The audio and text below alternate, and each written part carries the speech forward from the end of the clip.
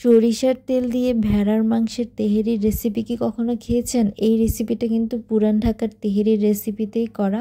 আর এটার টেস্টের কথা কি বলবো, গরুর মাংসের তেহেরির থেকেও অনেক অনেক অনেক বেশি মজার। যারা কিনা ভেড়ার মাংস কখনো খেয়েছেন তাদের কাছে এটার আইডিয়া থাকবে। আর রেসিপিটা কিন্তু একদম সহজ আর অত্যন্ত সুস্বাদু এবং পুরোটাই সরিষার তেলের উপরই করা। প্রথমে আমি এখানে একটা প্যানের মধ্যে সরিষার তেল দিয়ে একটু পেঁয়াজ কুচি নিয়ে নেব। এখানে আমি এটা বেরেস্তা করার জন্য নিচ্ছি। তো পেঁয়াজ কুচি আমি এখানে মোটা মোটা করে কেটেছি। আপনারা বেরেস্তার পেঁয়াজ কুচি কিন্তু সবসময় মোটা মোটা করে কাটার চেষ্টা করবেন, তাহলে কিন্তু বেরেস্তাটা খেতে ভালো লাগে। এরপর আমি এখানে দারচিনি, এলাচ, লং এগুলো অ্যাড করে নিয়েছি। আমি এখানে তেজপাতা এখন অ্যাড করব না। তারপর আমি এটা যখন বেরেস্তাটা হয়ে আসবে, আমি এখানে ভেড়ার মাংসগুলো অ্যাড করে নিয়েছি। আমি কিন্তু এখানে চর্বি নিয়েছি। মাংসের মধ্যে কিন্তু চর্বিটা থাকলে খেতে অনেক ভালো আসে, মাংসটার টেস্ট অনেক ভালো আসে। চর্বি অল্প করে হলেও দেওয়ার চেষ্টা করবেন, এটা কিন্তু ন্যাচারাল ফ্যাট বা ন্যাচারাল তেল। চর্বিটা দিলে কিন্তু তেলের পরিমাণ একটু কম দিলেও সমস্যা হয় না, খেতে অনেক ভালো লাগে। এরপর মাংসটা একটু ভালো করে এপিট ওপিট করে ভেজে নিব। আমি এখানে মশলাগুলো কিন্তু এখনও অ্যাড করিনি। এরপর মাংসটা যখন একটু এপিট ওপিট করে একটু ভালো করে একটু হয়ে আসবে, তখন আমি এখানে আমি পেঁয়াজ বাটা, রসুন বাটা, আদা বাটা এবং আমি এখানে জিরা বাটা অ্যাড করে নিয়েছি। সব বাটা মশলাগুলো দিয়ে কিন্তু এই রেসিপিটা করলে খেতে অনেক ভালো লাগে। তারপর এই বাটা মশলাগুলোর সাথে কিন্তু আমি এটা একটু ভেজে নেব কিছুক্ষণ।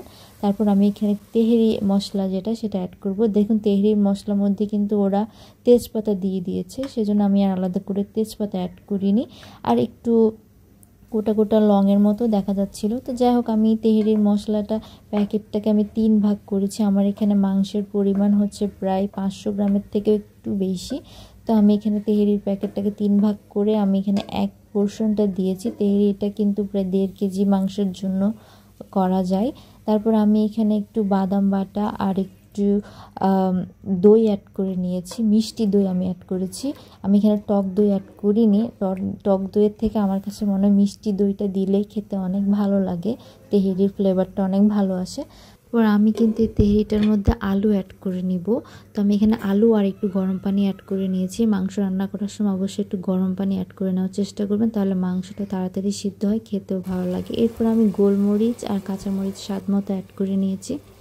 আমি মাংস সিদ্ধ হওয়া পর্যন্ত অপেক্ষা করব। আমার মাংসটা কিন্তু প্রায় 2.5 ঘন্টার মতো সময় লেগেছিল সিদ্ধ হতে।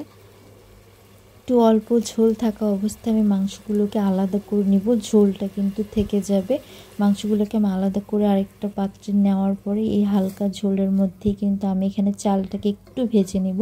চালটা অবশ্যই একটু ভাজার চেষ্টা করবেন, তাহলে কিন্তু তেহেরিটা ঝরঝরে হয়, খেতে ভালো লাগে।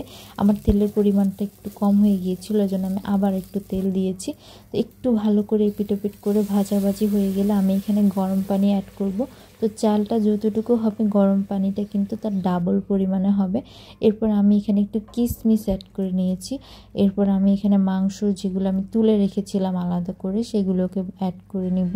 এরপর এটাকে একটু ভালো করে একটু নেড়ে চেড়ে নিব। আমি এখানে কিন্তু পানির আর প্রয়োজন পড়বে না, যেহেতু আমি আন্দাজটা পরিমাণ মতো করেই দিয়েছি। আপনাদের যদি মনে হয় যে পানিটা একটু দরকার হয়, অবশ্যই অ্যাড করে নেবেন। তবে চাল যতটুকু এর দ্বিগুণ পরিমাণ দিলেই কিন্তু এনাফ। তারপর আমি এখানে একটু ঘিটা অ্যাড করে নেব। ঘিটা লাস্টের দিকে দিলে ফ্লেভারটা ভালো লাগে খেতে, শুরুর দিকে দিলে কিন্তু অত ভালো লাগে না খেতে। এরপর একটু কেওড়া জল, গোলাপ জল এগুলো অ্যাড করে নেব। তারপর একটু কাঁচামরিচ দেবো একটু ফ্লেভারের জন্য। এরপর এইভাবে আমার রেসিপিটা হয়ে গেছে। আমার এটা একটু দমে রেখে দিব। আর বিরিয়ানি বা তেহেরি যেটাই বলেন না কেন, অনেকক্ষণ যদি একটু দমে রাখা যায় তাহলে কিন্তু অনেক ভালো লাগে খেতে। চ্যানেলটি সাবস্ক্রাইব করে পাশে থাকবেন।